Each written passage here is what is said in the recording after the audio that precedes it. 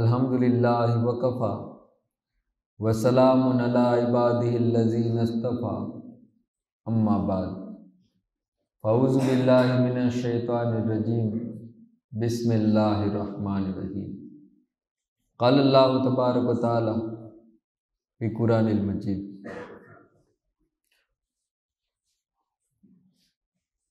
وَإِن كُنتُمْ فِي رَيْبٍ مِّمَّا نَزَّلْنَا عَلَىٰ عَبْدِنَا فَأْتُوا بِسُورَةٍ مِّن مِّثْلِهِ وَادْعُوا شُهَدَاءَكُم مِّن دُونِ اللَّهِ إِن كُنتُمْ صَادِقِينَ صدق اللہ العلی الولی الحی القیوم۔ درود شریف پڑھ لیجیے۔ اللہم صلی علی سیدنا نبینا مولانا محمد وعلی آل سیدنا نبینا مولانا محمد وصحبہ بارک وسلم۔ حضرات، ہم قرآن شریف کے بارے میں چند بنیادی اور ضروری باتیں آپ کی خدمت میں پیش کر رہے تھے۔ ہماری بات یہاں تک پہنچی تھی کہ چاہے قرآن پاک ہو چاہے حدیث پاک ہو، دونوں اللہ تبارک و تعالیٰ کی طرف سے وحی ہے۔ فرق اتنا ہے کہ قرآن پاک وحی مطلوع ہے اور حدیث پاک وحی غیر مطلوع ہے۔ یعنی قرآن پاک میں جتنے بھی الفاظ ہیں، جتنے بھی لفظ ہیں، وہ لفظ بھی اللہ تبارک و تعالیٰ کی طرف سے ہے اور اس کا معنی اور مفہوم بھی اللہ تبارک و تعالیٰ کی طرف سے ہے۔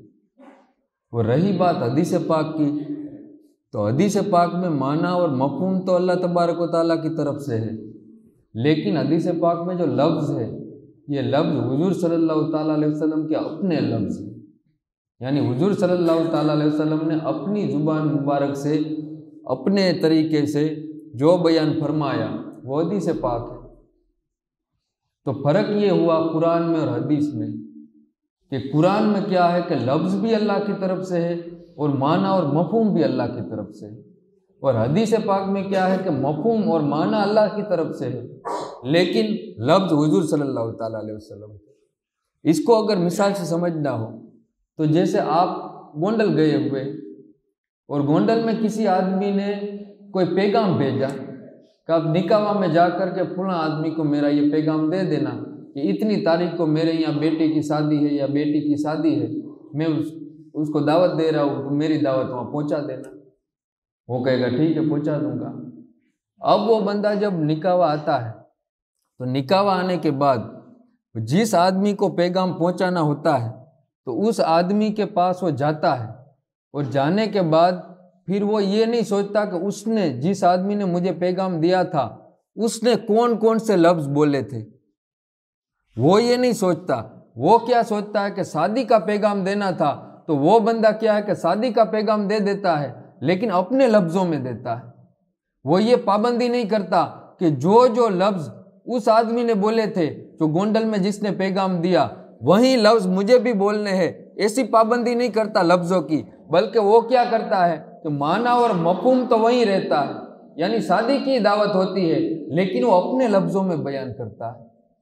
تو اس مثال سے آپ سمجھ لیں کہ معنی اور مفہوم تو اللہ کی طرف سے ہے، کہ جیسے نماز کے بارے میں کوئی حکم ہے یا روزے کے بارے میں حکم ہے یا زکوٰۃ کے بارے میں حکم ہے، یہ معنی اور مفہوم تو اللہ کی طرف سے، لیکن حضور صلی اللہ تعالیٰ علیہ وسلم نے اپنی زبان اقدس سے وہ بات امت تک پہنچائی۔ تو حضور صلی اللہ تعالیٰ علیہ وسلم نے جو امت تک بات پہنچائی وہ حدیث ہے، اور قرآن بھی حضور نے ہی پہنچایا ہے، ایسا نہیں کسی اور نے پہنچایا ہے۔ قرآن بھی حضور نے ہی پہنچایا ہے، لیکن فرق یہ ہے قرآن اور حدیث میں کہ معنی اور مفہوم دونوں قرآن پاک کے اللہ کی طرف سے۔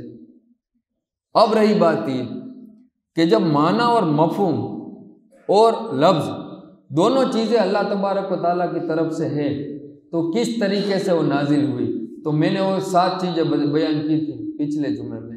تو 7 طریقے سے حضور تک وہ پیغام پہنچا۔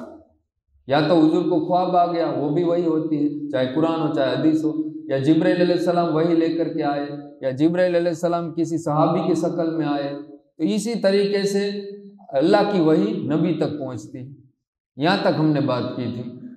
اب آگے دیکھیں کہ قرآن پاک جو آج آپ کے اور ہمارے پاس جس شکل میں ہے، یعنی 2 گتوں کے درمیان دو کوٹھوں کے درمیان ایک کتابی شکل میں۔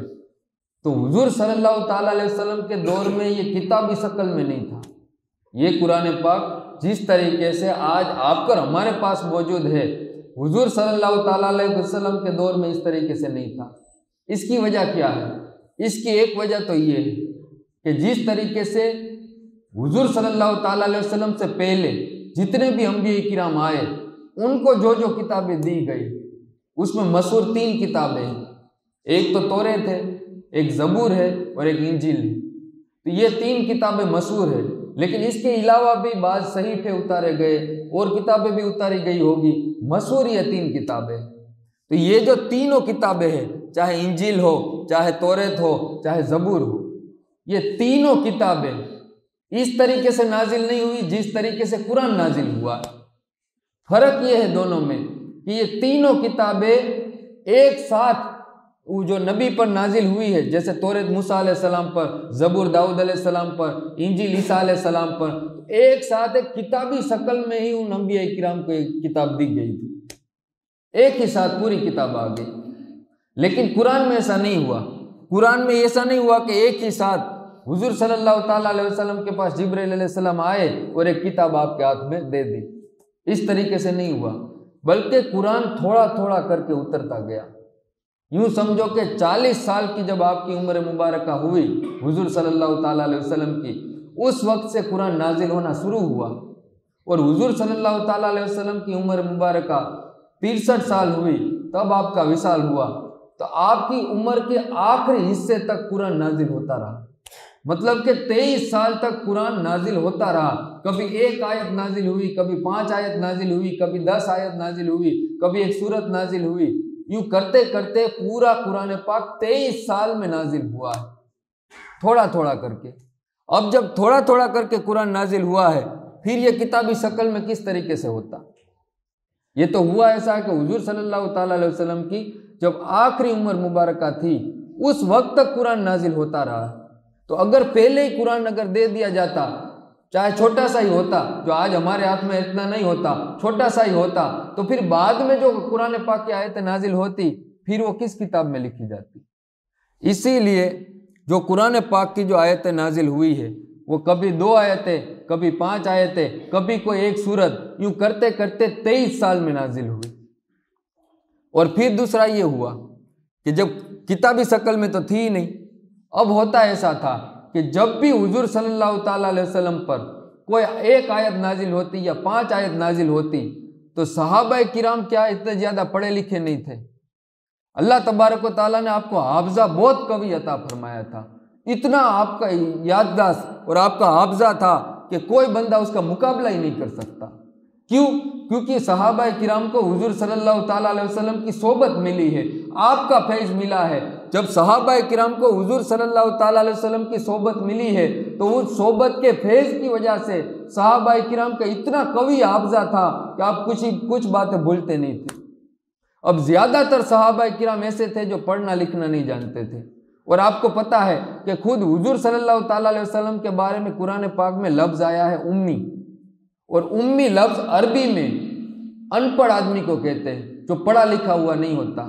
لیکن حضور صلی اللہ تعالیٰ علیہ وسلم کے بارے میں اس طریقے کا لفظ استعمال کرنا آپ کی شان کے لائق نہیں ہے۔ کسی اور کے لیے اگر امی لفظ آ جائے تو اس کے بارے میں تو آپ پر ہم کہیں گے کہ یہ ان پڑھ آدمی ہے، لیکن حضور صلی اللہ تعالیٰ علیہ وسلم کو کون معاذ اللہ استغفر اللہ ان پڑھ آدمی کہہ سکتا ہے؟ آج 14 صدیاں گزر گئی، لیکن آقا علیہ السلام کی ایک ایک حدیث میں اتنے نصیحت کے موتی اور اتنے علم کے موتی آج تک اس میں ہے کہ لوگ حدیث کی تصریح کرتے جا رہے ہیں، لیکن ان کے اندر سے وہ نکات ختم نہیں ہو رہے۔ اور دوسری بات کہ آقا علیہ السلام کے بارے میں جو لفظ امی آیا ہے، یہ اور کے لیے اگر آیا ہوتا تو ہم کہتے کہ یہ ان پڑھ آدمی ہے، لیکن حضور صلی اللہ تعالیٰ علیہ وسلم کی اس میں ان کی شان میں توہین نہیں ہے۔ قرآن پاک میں جو لفظ آیا ہے یہ حضور کی شان میں توہین نہیں ہے، بلکہ آقا علیہ السلام کی شان اور بلند ہو رہی ہے۔ کیوں؟ کیونکہ وجہ یہ ہے کہ آقا علیہ السلام نے کسی مدرسے میں تعلیم حاصل نہیں کی، کسی استاد سے تعلیم حاصل نہیں کی، لیکن پھر بھی آقا علیہ السلام نے ایسی علمی باتیں کی ہے کہ قیامت تک کوئی بندہ اس کا احاطہ نہیں کر سکتا۔ کوئی بندہ اس کی اصل حکمت کو نہیں پہنچ سکتا۔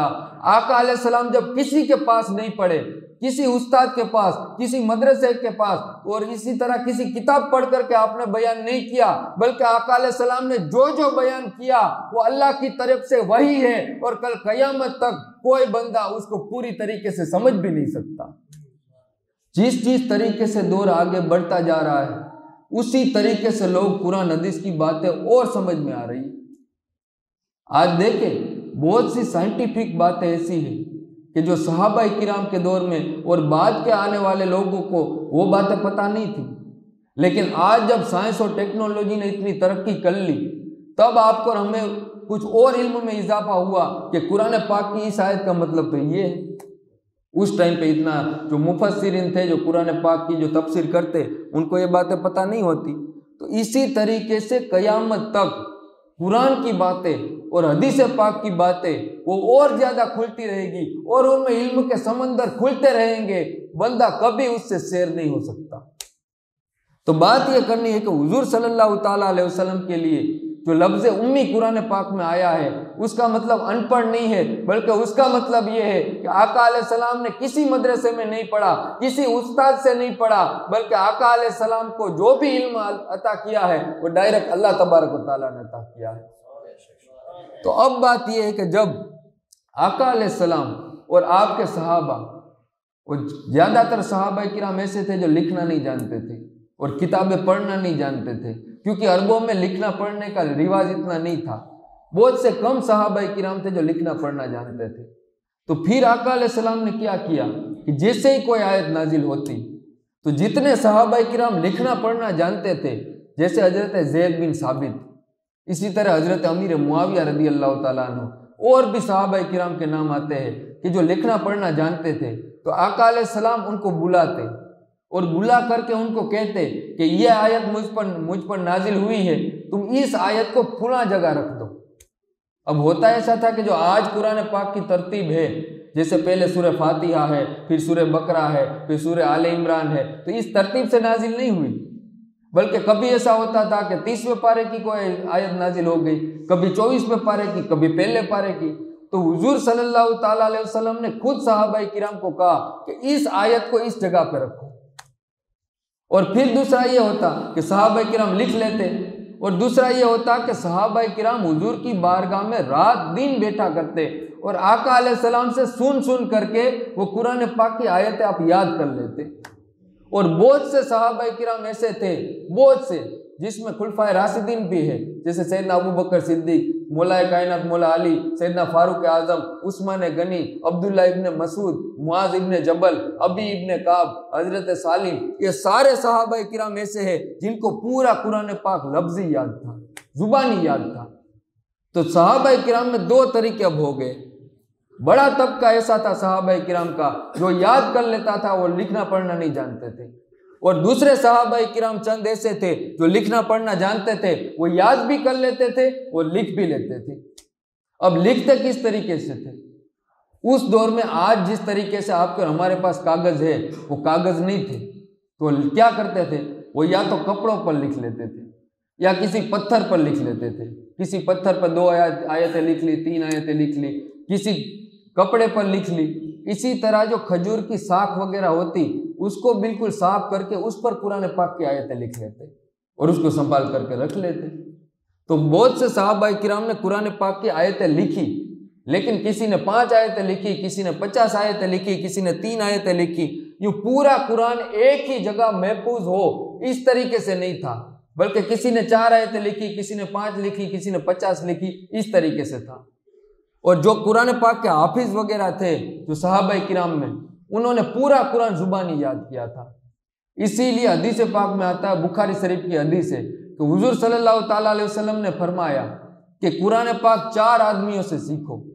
اب ان میں بھی صحابہ کرام میں بھی پھر درجے تھے، کسی کے پاس حدیث کا علم زیادہ تھا، جیسے حضرت ابو ہریرہ، سب سے زیادہ حدیث اگر روایت کسی نے کی ہے تو حضرت ابو ہریرہ نے کی ہے، تو حدیث کا علم حضرت ابو ہریرہ کے پاس زیادہ تھا۔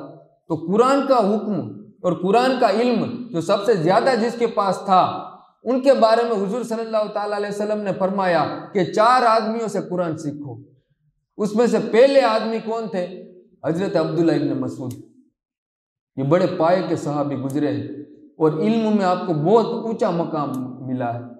اور عبداللہ ابن مسعود کے بارے میں آتا ہے کہ عبداللہ ابن مسعود خود فرماتے ہیں کہ مجھے اللہ تبارک و تعالیٰ نے قرآن پاک کا اتنا علم عطا فرمایا ہے کہ میں نے 70 صورتیں، 73 صورتیں، ٹوٹل 114 صورتیں ہیں، انہوں نے کہا میں نے 70 صورتیں حضور صلی اللہ تعالیٰ علیہ وسلم کے پاس ترجمہ اور تفسیر کے ساتھ پڑھی۔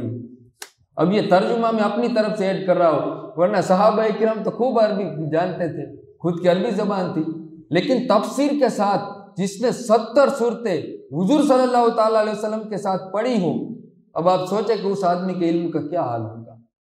اور حضرت عبداللہ ابن مسعود خود فرماتے ہیں کہ مجھے قرآن پاک کی ایک ایک آیت کے بارے میں یہ پتہ ہے کہ یہ آیت کس جگہ نازل ہوئی، یعنی مکہ میں ہوئی، مدینہ میں ہوئی، طائف میں ہوئی، بدر میں ہوئی، احد میں ہوئی، کب نازل ہوئی، یہ بھی مجھے پتہ ہے۔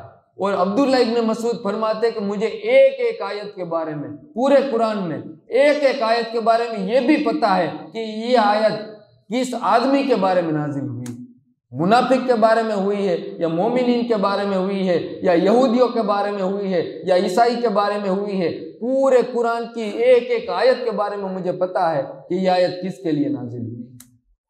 پھر آگے حضرت عبداللہ ابن مسعود فرماتے ہیں کہ اگر مجھے پتہ چل جائے کہ مجھ سے زیادہ کسی کے پاس قرآن پاک کا علم زیادہ ہے، کوئی ایسی بات قرآن پاک کے بارے میں جو مجھے نہیں پتا اور کسی اور آدمی کو پتا ہے، اگر یہ مجھے معلوم پڑ جائے تو میں اونٹ پر بیٹھ کر کے اونٹ کو دوڑاؤں اور اس کے پاس جاؤں اور اس کے پاس جا کر کے اس سے قرآن کا علم حاصل کروں، لیکن مجھے کوئی ایسا آدمی نہیں ملتا۔ اس سے پتہ چلتا ہے کہ حضرت عبداللہ ابن مسعود وہ مبارک ہستی ہے کہ جن کو صحابہ کرام میں قرآن کا سب سے زیادہ علم تھا، سیدنا ابو بکر صدیق سے بھی زیادہ تھا، مولا کائنات مولا علی رضی اللہ تعالیٰ عنہ سے بھی زیادہ تھا، حضرت عمر فاروق سے بھی زیادہ تھا، سعد بن ابی وقاص سے بھی زیادہ تھا۔ صحابہ میں سب سے زیادہ اگر قرآن کا علم کسی کے پاس تھا تو حضرت عبداللہ ابن مسعود کے پاس تھا۔ اور یہی عبداللہ ابن مسعود ہے، یہی عبداللہ ابن مسعود کہ جن سے امام اعظم ابو حنیفہ نے روایتیں لی۔ آپ دیکھیں امام مالک جو مدینہ طیبہ میں تھے اور امام اعظم ابو حنیفہ جو کوفہ میں تھے، تو کوفہ میں حضرت عبداللہ ابن مسعود وہ ہجرت کر کے کوفہ تشریف لائے تھے، اور جب امام اعظم ابو حنیفہ کا دور آیا اس وقت وہاں کوفہ کے اندر جتنے بھی علماء کرام تھے، جتنے بھی بزرگان دین تھے، وہ سارے بزرگان دین دوسری روایتوں میں حضرت عبداللہ ابن مسعود کی روایتوں کو ترجیح دیتے تھے، یعنی ان کو زیادہ اہمیت دیتے تھے۔ اسی لیے جو حنفی فقہ ہے، جو آپ اور ہم الحمدللہ حنفی ہے، حنفی فقہ کا دار و مدار 3 صحابہ کی روایتوں پر ہے۔ 3 صحابہ، ایک حضرت عبداللہ ابن مسعود، سب سے زیادہ عبداللہ ابن مسعود کی روایتوں پر امام اعظم ابو حنیفہ نے اعتماد کیا ہے۔ دوسرے سیدنا فاروق اعظم رضی اللہ تعالیٰ عنہ، حضرت ابن عمر جو حضرت فاروق اعظم کے بیٹے تھے، ان سے جو روایتیں ہوئی ہیں ان کو انہوں نے مانا ہے۔ اور تیسرے مولا کائنات مولا علی رضی اللہ تعالیٰ عنہ ہے۔